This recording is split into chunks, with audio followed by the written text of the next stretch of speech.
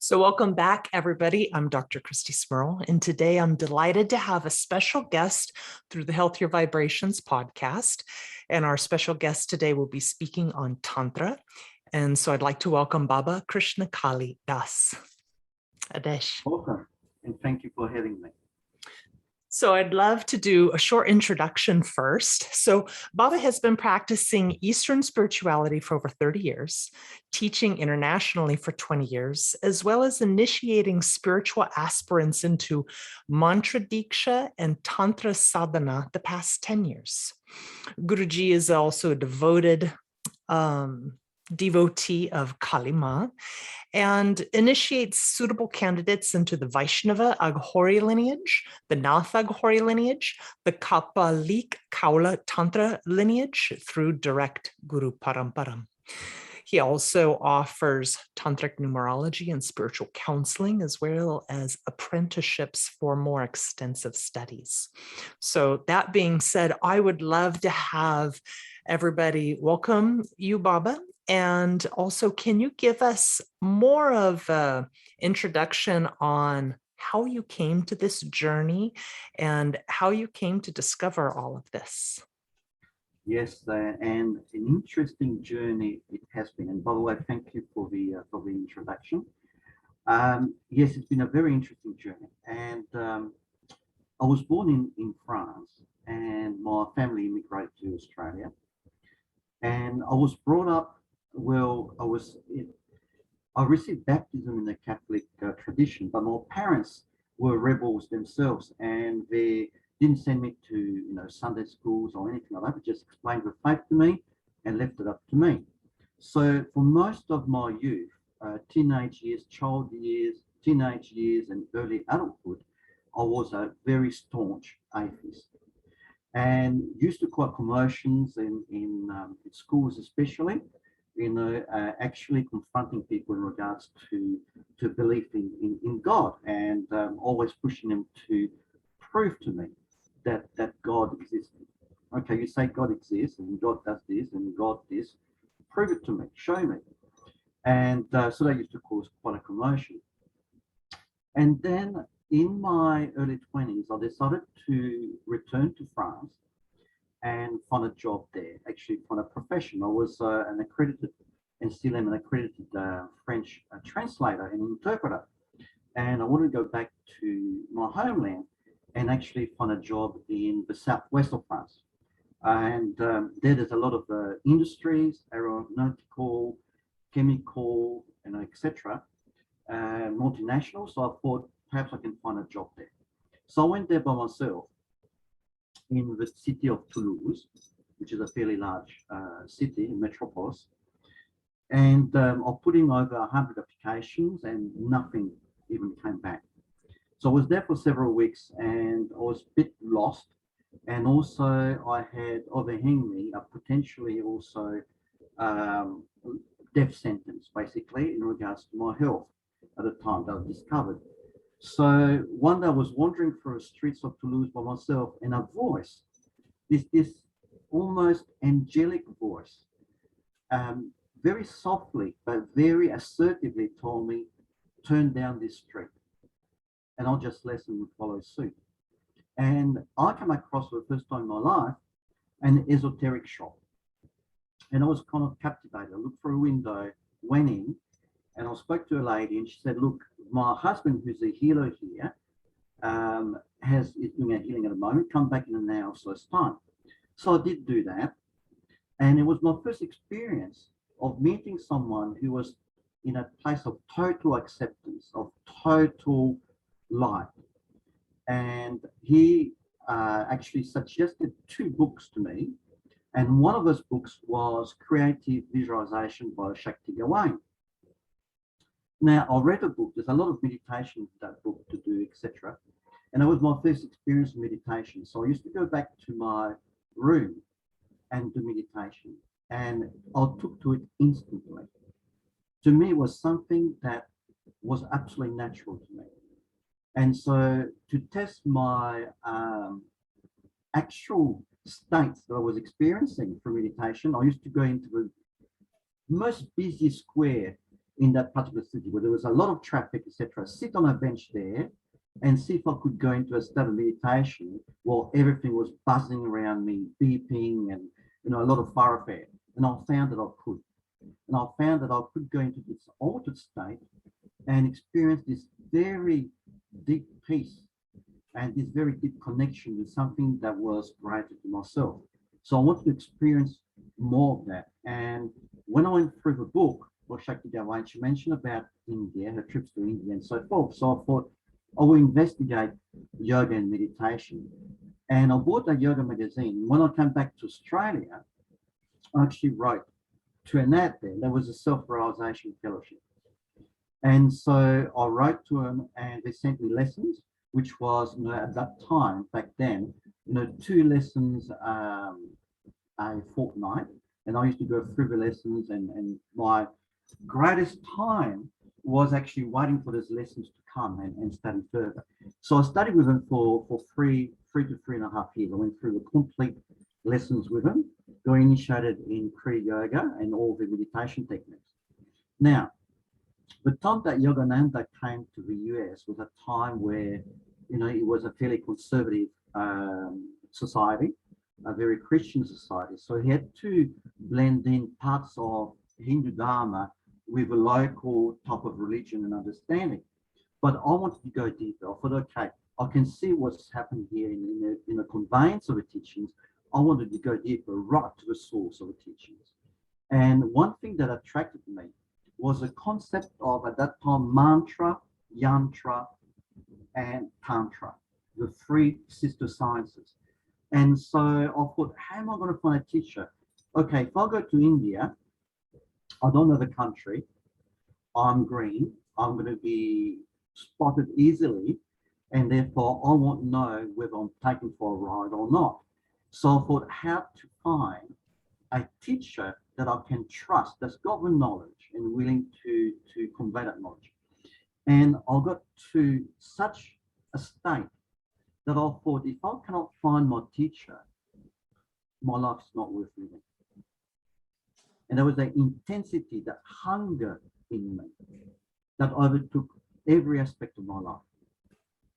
And then, whole behold, because I was subscribed to several yoga and tantra magazines, including the magazine from Mangrove Mountain, New South Wales here in Australia, which was based on the Bihar School of Yoga. And I received, in one of the magazines, there was an article. And the article title was Mantra, Yantra, Tantra. And I thought, wow, I read the article, I said, yes, yes, yes, yes. It was written by Swami Anandakapila Saraswati, commonly known in the West as Dr. John Mumford, who has a Canadian by origin, who then lived in America and also in India studying, and now living in Sydney, in Australia.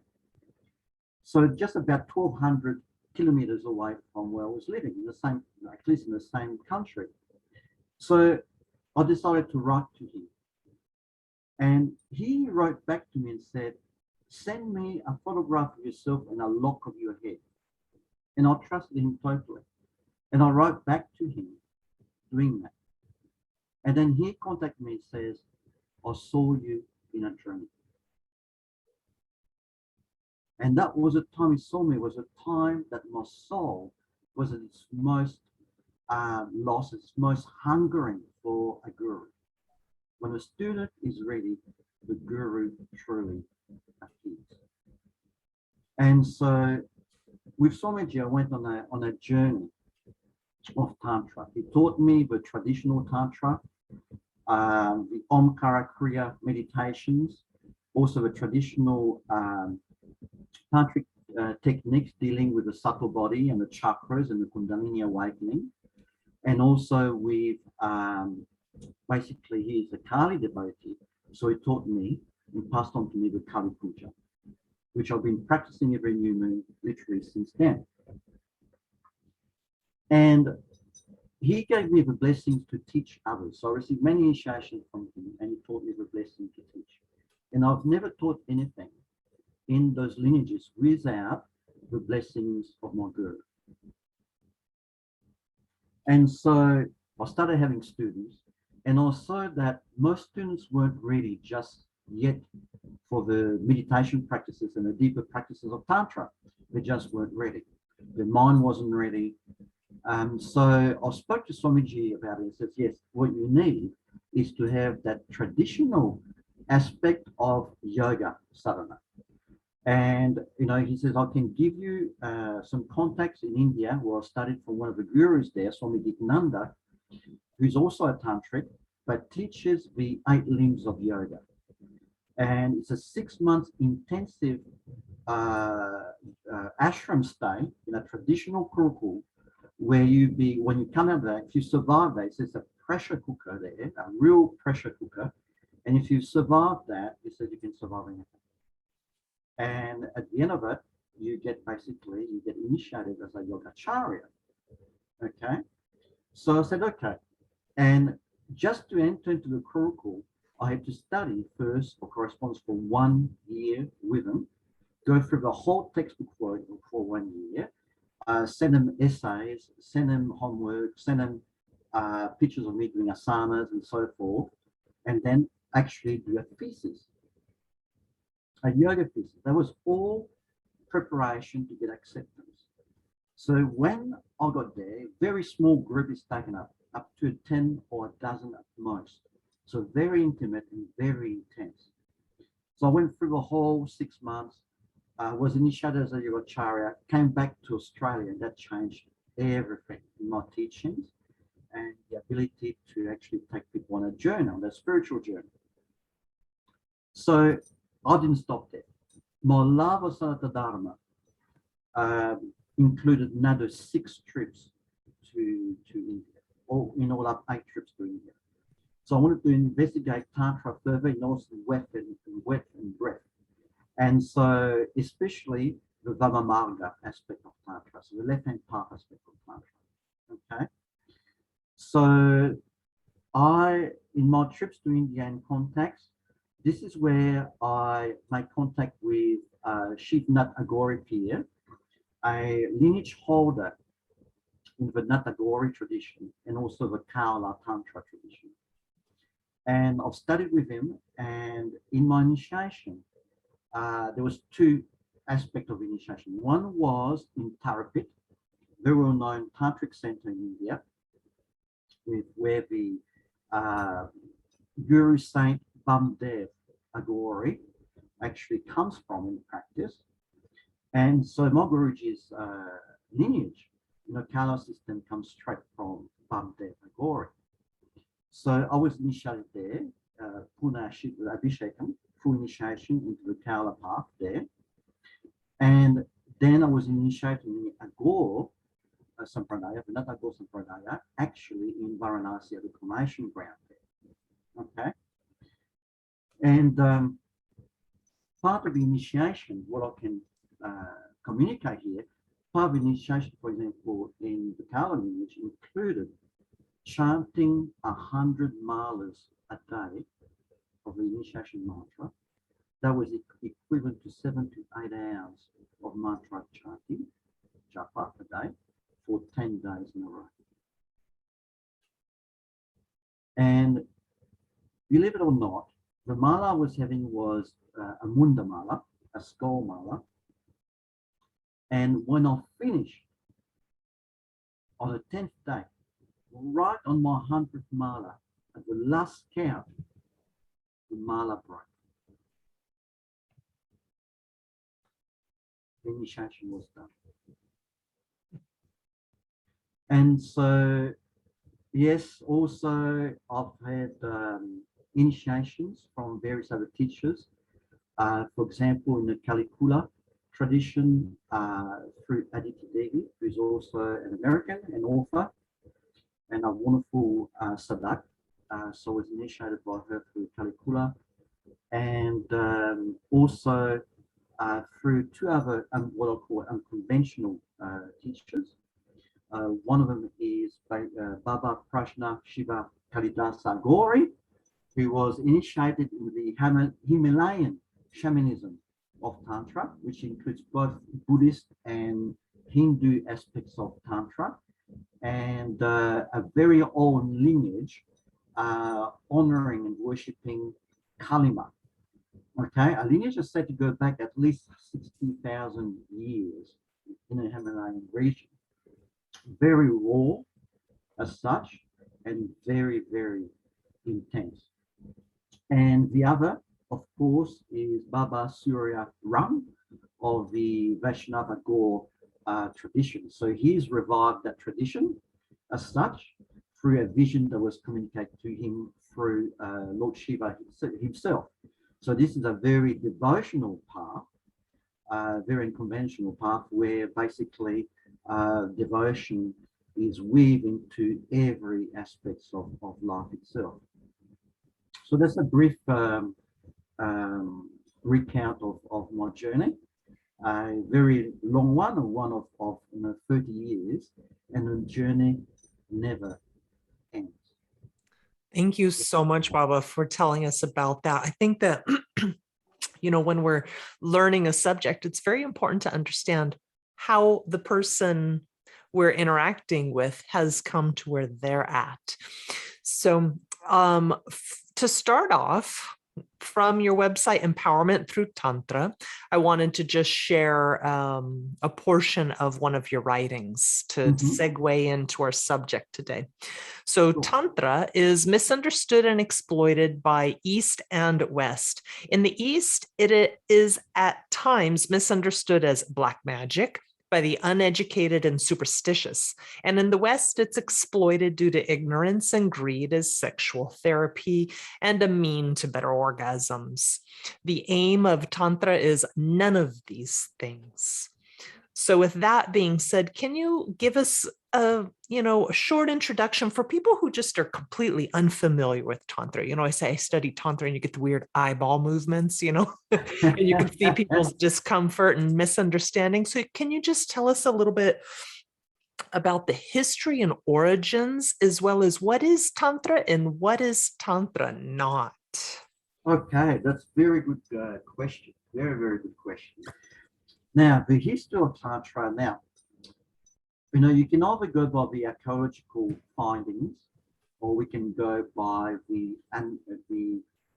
unwritten history of Tantra, okay? And probably the truth is somewhere in between. And when we look at Tantra, you can see a parallel with the Brahmanical tradition, so to speak, so the Vedic tradition, except Tantra has always had an element just sitting outside, but parallel to the Vedic tradition. The Vedic tradition follows a very clear-cut path to self-realization. And so it's very prescribed and prescriptive. But in a case of Tantra, it works, it focuses on the individual.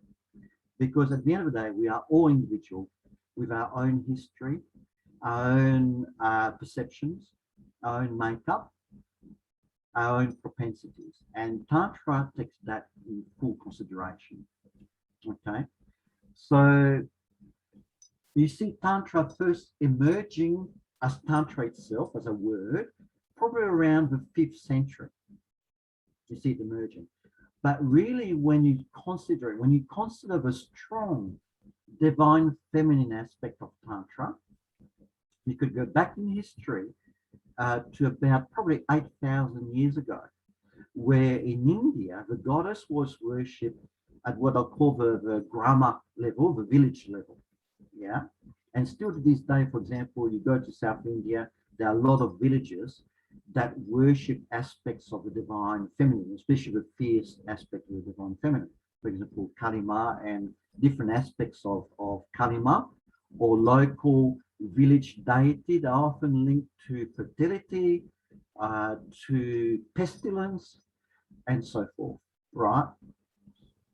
And so you could say Tantra has emerged as a system, a methodology, all right, and it's refined itself over time stemming from a heavily based divine feminine perspective on existence, on life, on the divine itself. Okay, and Tantra does not neglect any aspect of self or existence. Yeah. Well, in a Vedic aspect, there's often, like I said, it's very prescribed, very prescriptive.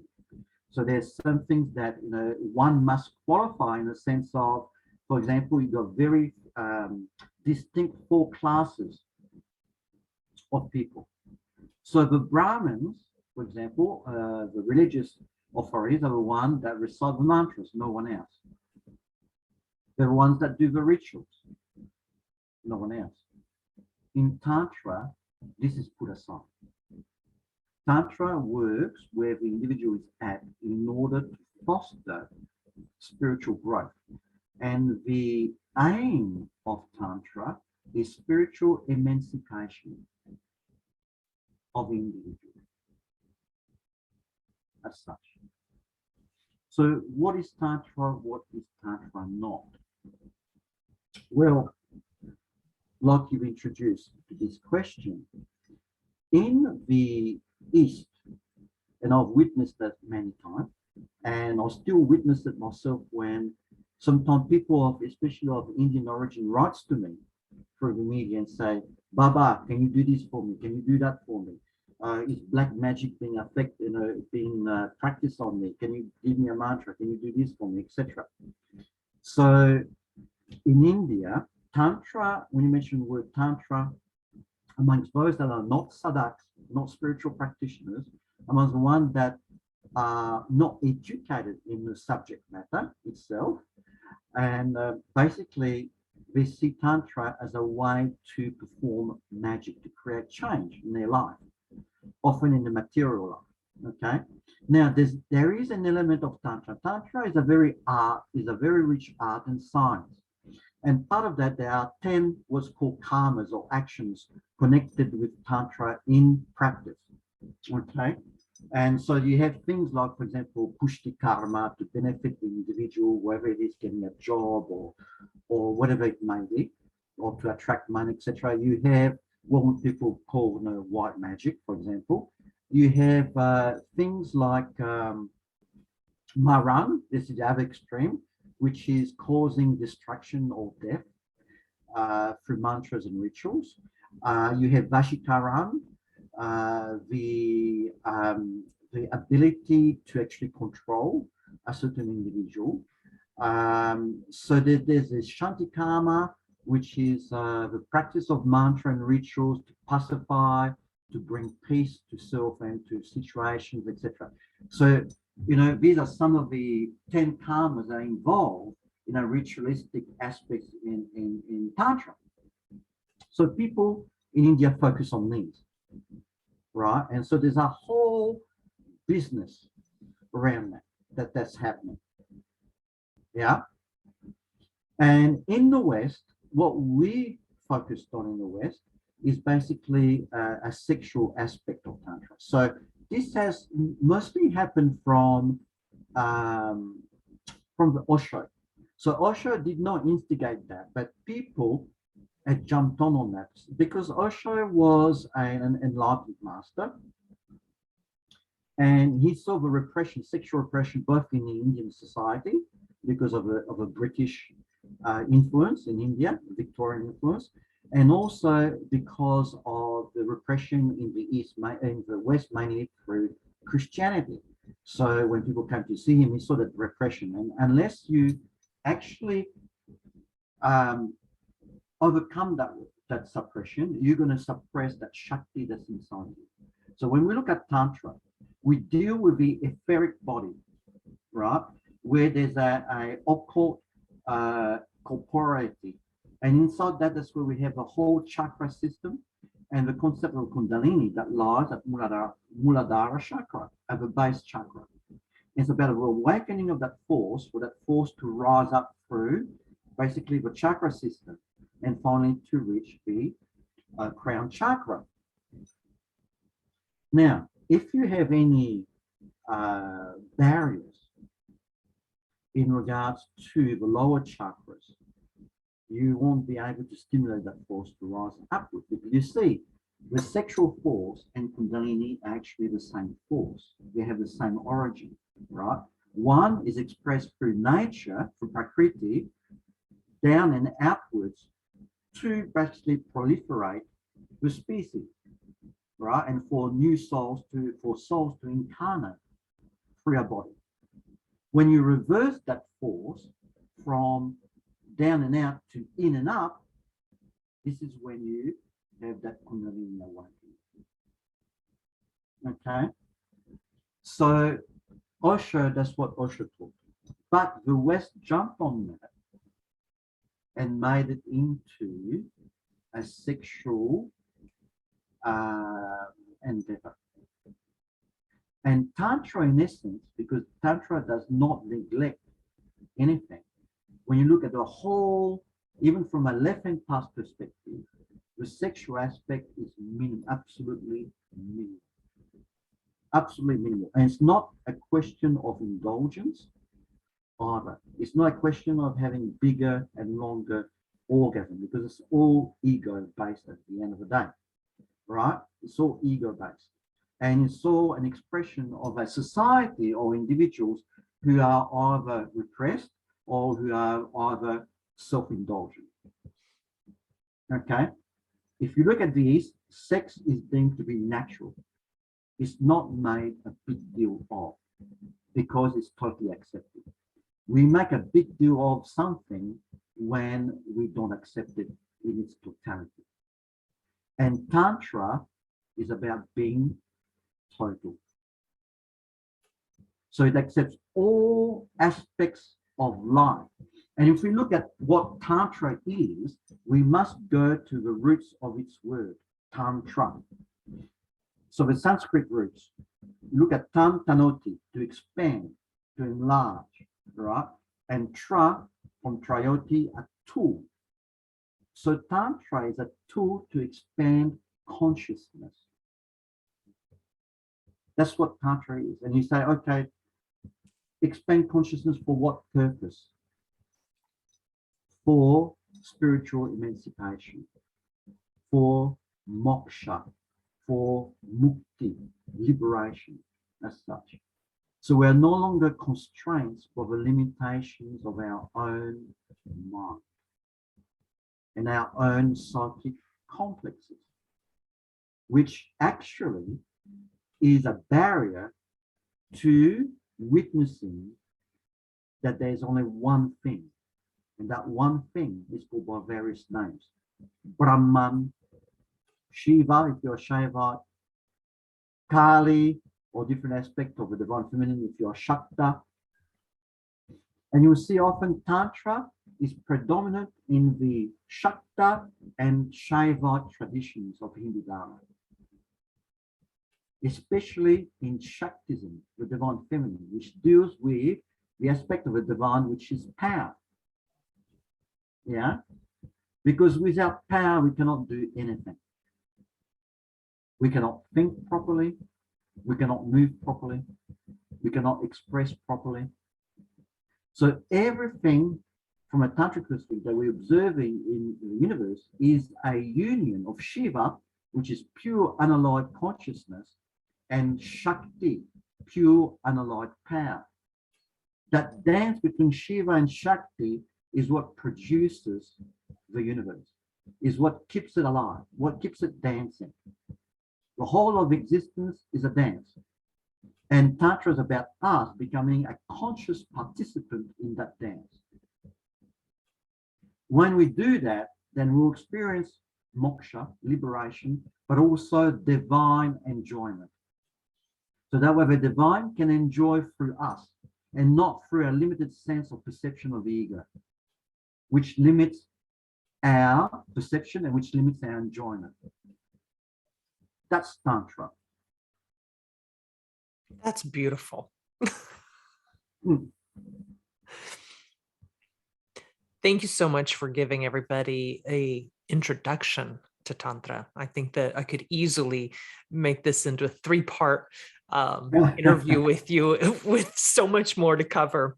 But one thing I did want to touch on, or have you touch on, is the importance of finding not only a guru in Tantra, but a qualified, objective guru with credentials. Yes, yes, absolutely.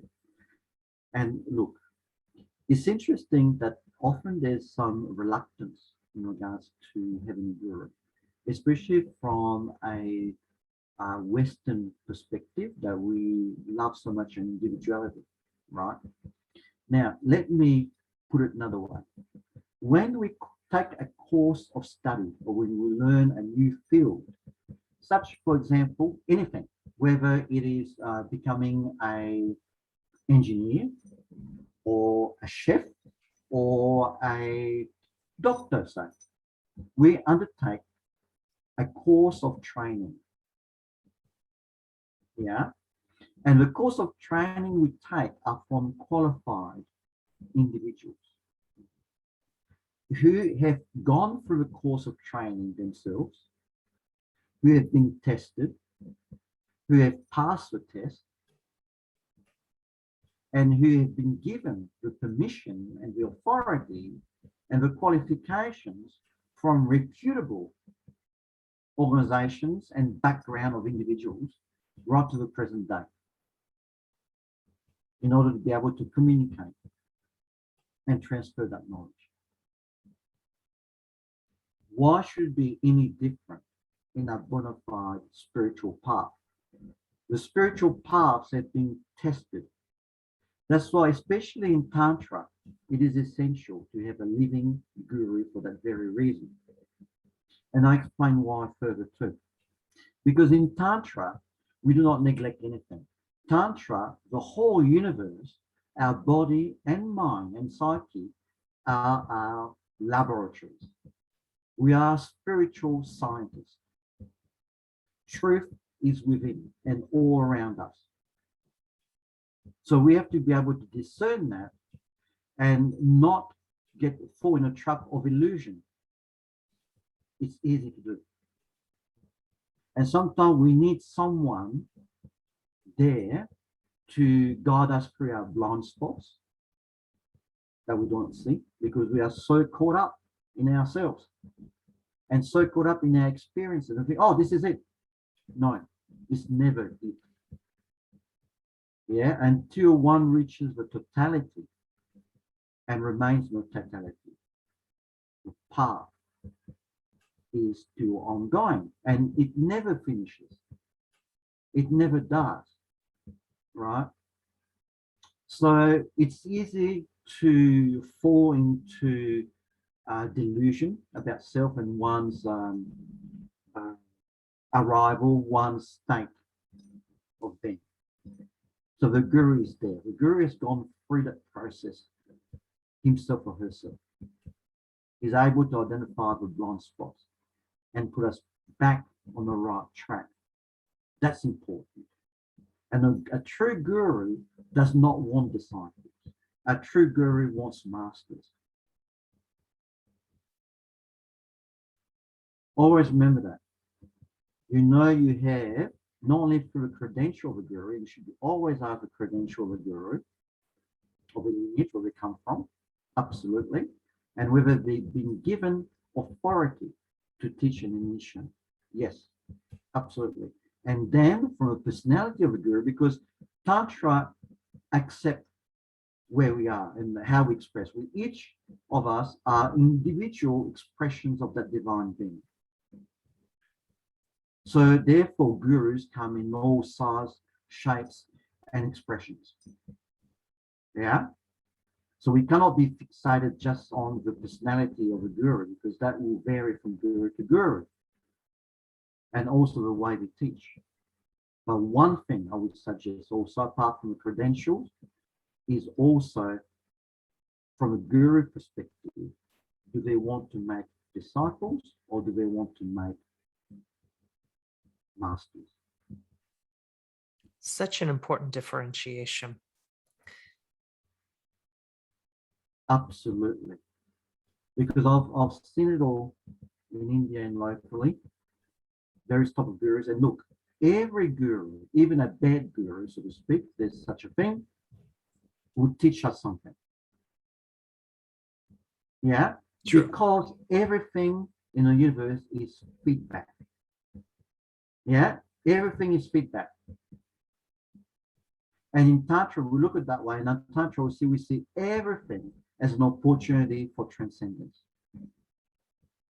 And this is where the right-hand path, left-hand path perspective comes into play. And when in the West, because we are so individualistic, a lot of people,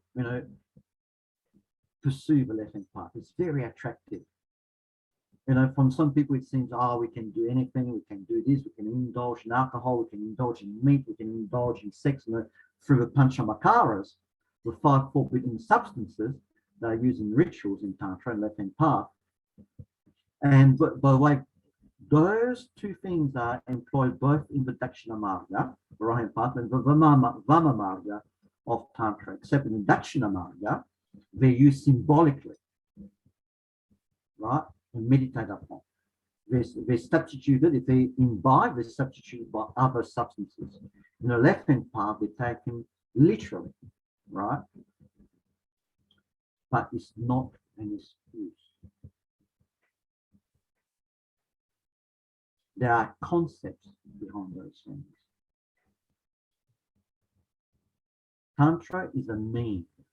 When you look at the further word of Tantra, my guru, Dr. John Mumford, explained it very well. If you look at the first 3 letters, T-R-A, tra, the first 3 letters of the word tangible, and tra, the last 3 letters of Tantra, are the first 3 words of the following word, transcendence. Tantra is tangible transcendence. And nothing is excluded. So in order for us not to fall in the trap of making those things an excuse for purely indulgence, a guru, living guru, must be there to guide us along the way. And when you deal with such potential energy as a Shakti within us, within our subtle body, right? Because we optimize that, because the ultimate aim of Tantra is to create what's called the Divya Deha, the divine body, the immortal self. This is what I think in Buddhism they call the adamantine body of enlightenment. Yeah, this is the ultimate aim of Tantra, to create the Divya Deha. So if one is not ready physically, mentally, emotionally, if one's nervous system is not basically primed up step by step, damage can be done. Damage can be done to the nervous system and to the psyche. So the further you go along the tantric path, the more essential, imperative even, to have a living, qualified guru. Yeah, and I think that's really important for people to understand, that it's not just enough to sit and read a book or watch some YouTube videos or pick and choose some mantras and yantras and things like that.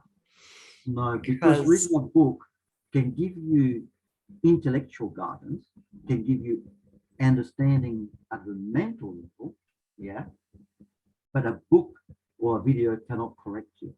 Yeah. And a book or a video does not know where you're at. Yeah. Yeah, and some of the readings that I've done also really emphasizes having that trusting relationship with your living guru, to be able to, have real-time contact and say, I'm crazy beans this week. And to have that, guidance and correction, because, when working with this energy, it really is, it can throw you off base quickly. And I really appreciate all of the guidance that you've given me in particular through the last 9 months or so.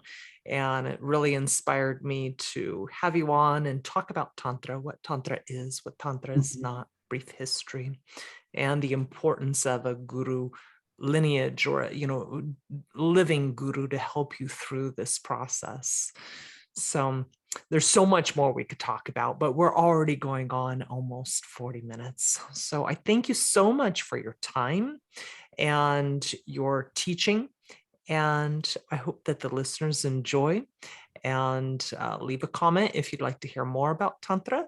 And for anybody interested in going through a direct lineage, I highly recommend that you look up the website empowermentthroughtantra.com. Don't just Google search those words. You're going to find a lot of things. Type in empowermentthroughtantra.com. And I think actually, sorry to interrupt, I think actually the website is Empowered Through Tantra. Oh, yep. Thank you. Empowerment through Tantra. They would have found the wrong one. Mm-hmm. So empowerment, empowerment through Tantra. Yeah. And you do trainings on different types of lineages, and people can look there and see, and then contact you. And do you accept all students, or do you have to kind of weed through students as well? Well, look, when a student gets in touch, I interview them, whether that's through email or through WhatsApp or through Messenger. So there's that process to make sure that we are a good fit. So for me to find out where they're coming from, why they want to study Tantra or any other aspect of Eastern spirituality, why is it that they want to study? What are they looking for? And from that perspective, they got to make sure that I'm a good fit for them also.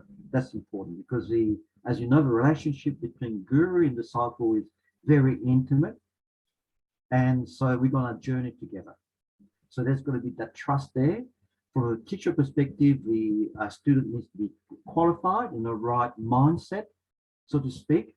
Sometimes it's people come to a spiritual path looking to be healed, right? And sometimes the best way to do that is actually to go and see a therapist. Yeah. Yep. So again, let's not fall into a trap that Tantra is therapy. It's not. Tantra is a spiritual path towards spiritual attainment, spiritual liberation, right? So in some ways, you need to have your shit together in the first place. Yeah. If not, you're just going to take yourself there, and what's the spiritual path going to do? Because we work with energy, very potent energy, is just going to blow these things more. Yeah. So let's remember that. Yeah. So it's about having the humility to know where we're at and accepting that. Because as Buddha said to his chief disciple, Ananda, Ananda was troubled and said, oh, how can I ever reach where you are, Buddha? I'll never reach Buddhahood. I've been with you for years and so forth. And I'll feel that I've made some progress, but not enough progress. And Buddha looked at him and said, Ananda, where you are now or once was. And where I am now, you will be one day. So let's take an honest look at ourselves. Let's take responsibility, because on a spiritual path, it's about accountability. Yeah? It's not, spiritual path is not about running away from the world or running away from oneself. On the contrary. What I've found personally on the spiritual path is the more you awaken, the less you can get away with. Yeah. Yeah? Yeah. Yeah, and that's the accountability I'm looking for, because there's no more excuse. With awakening, with that awareness, you cannot back no. You cannot ignore anymore. But for yourself, and life, the universe around you actually responds much faster, much quicker. Right? Things come into your face more instantaneously the more you awaken. Mm-hmm. Yeah. Not a path for the lighthearted. No. It's a very quick path for those that are ready. It's a very quick path. It's the aeroplane, it's a rocket to the divine.